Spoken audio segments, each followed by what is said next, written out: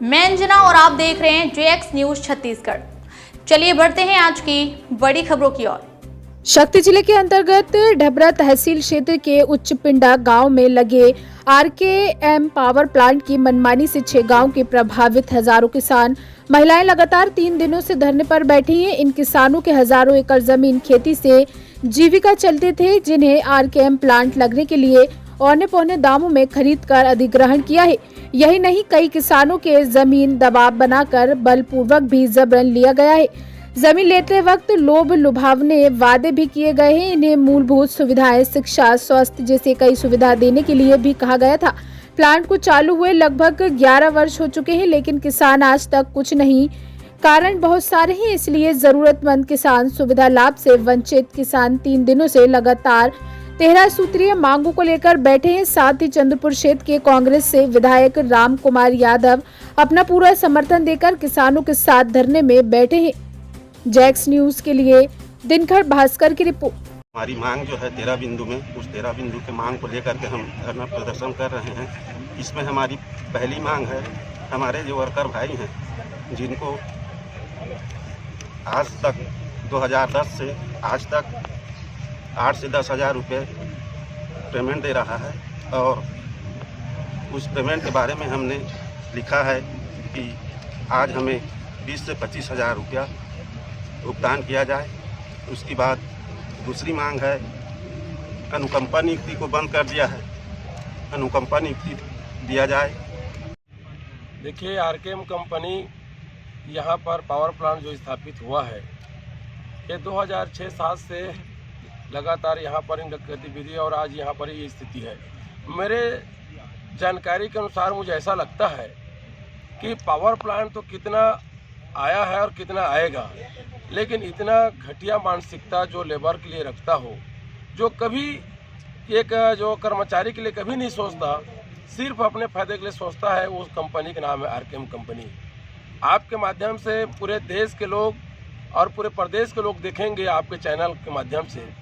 ये power plant इनके ज़मीन को जब खरीदा तो मात्र 2 लाख 3 लाख रुपए में खरीदा, और तीसरे व्यक्ति से इन लोग जो है अपने में लिए, तो इसका जो भी फायदा मिलना था गांव वालों को नहीं मिला। इसके बाद इन लोग जो है 2006-7 से यहाँ पर काम करते आ रहे हैं। उस समय जितना वेतन था आज भी उतना ही वेतन है, जबकि जो भी चीज़ का भाव है वो बढ़ गया। यहाँ पर जो कर्मचारी जो पहले जो इनके जो डायरेक्ट कंपनी में जो आए हैं काम करने, उनको 20,000 मिलता था, आज के डेट में 80,000 है। लेकिन जिसका ज़मीन गया, जिसका गांव चला गया, जिसका सब कुछ चला गया, लेकिन उसका भी वेतन आज भी वही 9,000, 7,000, 8,000। तो इसके हमारा मांग है कि भाई जब दुनिया का जब बढ़ा था, इससे क्यों नहीं बढ़ा। उसके बाद जब कंपनी बना, इन लोग बोले थे कि हम कंपनी में स्कूल खोलेंगे जिसमें आपके बच्चे को अच्छा शिक्षा मिलेगा, हम हॉस्पिटल बनाएंगे जिससे आप लोग गरीब आदमियों को जो स्वास्थ्य खराब होगा तो बाहर इलाज कराना नहीं पड़ेगा, यहीं पर आपको इलाज होगा। यहाँ नाना प्रकार के स्वास्थ्य विभाग का कई प्रकार का यहाँ पर प्रलोभन दिए, लेकिन बड़ा दुख के साथ कहना पड़ता है, इनके आदमी खुद इनको अगर जब कोई तकलीफ होता है तो ये उन लोग जा कर के सरकारी अस्पताल में इलाज कराते हैं। इनको कहते हुए मुझे दुख हो रहा है कि किसी भी प्रकार के इन लोग जो घोषणा में अमल नहीं किए। यहाँ तक कि जिसका पति, अभी सुने होंगे, जिसका पति काम कर रहा है, उसका ज़मीन चला गया है, अब जीवन है भाई, कोई इस दुनिया से चले गए बेचारे लोग कई जने, और कोरोना काल में काम किए उस समय चले गए, उनके पत्नी को भी काम नहीं दे रहे हैं, उनके बच्चे, उनके परिवार आज भूखा प्यासा भटक रहे हैं। सब कुछ तो लूट लिए, सिर्फ तन बचा है, उसके माध्यम से काम करने भी चाह रहे हैं, उसमें भी काम करने के लिए लोग नहीं दे रहे हैं।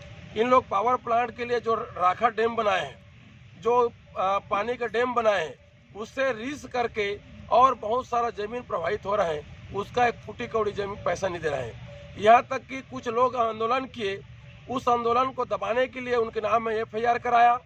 बाद में उसको कोर्ट ने, वो भी छत्तीसगढ़ के हाई कोर्ट ने उसको बोला है कि इसको काम पे दिया जाए, लेकिन कोर्ट से भी, हाई कोर्ट से भी बड़ा है एक RKM कंपनी, आज तक उस बच्चे को, उस किसानों को आज तक नौकरी नहीं दिया गया। यहाँ तक कि जो भी काम करते हैं यहाँ पर सबको दबाया जाता है। और आपको बता दूं, इनको लीज में कम जमीन मिला है, बाकी गांव का जो तालाब है, तालाब सुन रहे होंगे, जितने भी अधिकारी इस बात को कोट करेंगे, तालाब है, उस तालाब में इन लोग अपना पानी का डैम बना लिए, सरकारी तालाब में। उसके जगह में कहीं पर इन लोग तालाब नहीं बनाया, 2-3 तालाब को कर लिए।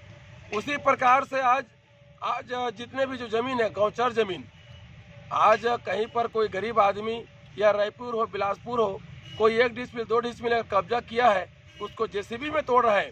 आपके माध्यम से बता दूं, आरकेएम कंपनी कितने ने कितने जमीन को कब्जा किया है, आकर के बेजा कब्जों को तोड़ाए, जेसीबी से तोड़े, तब हम कहेंगे कि गरीब का भी उतना ध्यान रखता है और अमीर का भी वही एक तराजू से तौला जाता है। कानून सबके लिए एक है, गरीब के लिए डोजर बुलडोजर और बड़े आदमी के लिए कुछ नहीं।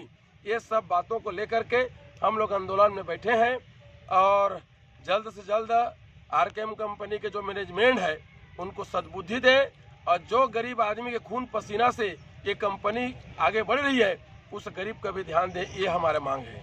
अच्छा विधायक जी, एक सवाल है, आपने पिछले सरकार में आप खुद विधायक थे, तो आप सरकार रहे थे, क्या इन लोगों के लिए कुछ प्रयास किया है या नहीं किया है?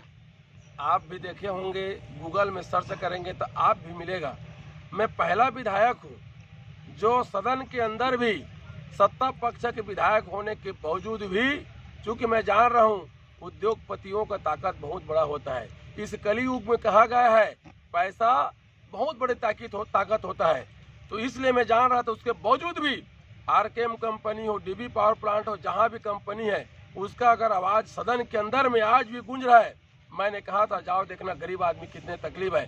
तो मैं हमेशा, चूँकि मैं गरीब के कोख से पैदा हुआ हूँ, ये जितने लोग हैं ये मेरे परिवार हैं, भले जाति कुछ भी हो, हम तो गरीब का जात एक है, किसान का जात एक है। इसलिए मैंने अपने आवाज़ विधानसभा में एक विधायक हैसियत के नाम से मैं उठाया था और आज भी विधानसभा में क्वेश्चन लगाया हूँ कि जो कुशल अकुशल सब के बारे में पूछा हूँ। तो मैं हमेशा रोड में भी और सदन में भी, चाहे सत्ता में रहूँ या न रहूँ, विधायक के तौर पर हमेशा अपना फर्ज अदा किया हूँ। इसका आप लोग पूरा गवाही हैं, पूरे क्षेत्र के लोग गवाही हैं।